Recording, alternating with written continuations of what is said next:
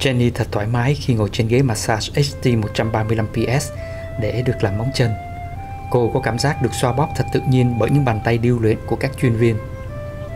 Ghế được chế tạo theo tiêu chuẩn thương mại vô cùng bền chắc, tái tạo những phương pháp xoa bóp khác nhau từ cổ truyền Trung Hoa, hiện đại Tây Phương hay Shiatsu Nhật Bản, khiến Jenny thật thoải mái ngay tại trong tiệm nail của quý vị. Công ty chúng tôi đã thiết kế nhiều mẫu bồn tuyệt đẹp đi với ghế HT 135PS.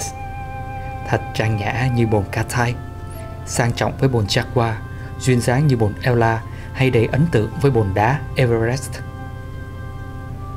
Chúng tôi tin rằng với chất lượng sản phẩm của công ty sẽ khiến khách hàng luôn luôn trở lại và hoàn toàn hài lòng với salon của bạn. Xin liên lạc với công ty T4 Spa Engineering and Design tại số 1866 556 2372 hay trên mạng tại địa chỉ t4spa.com.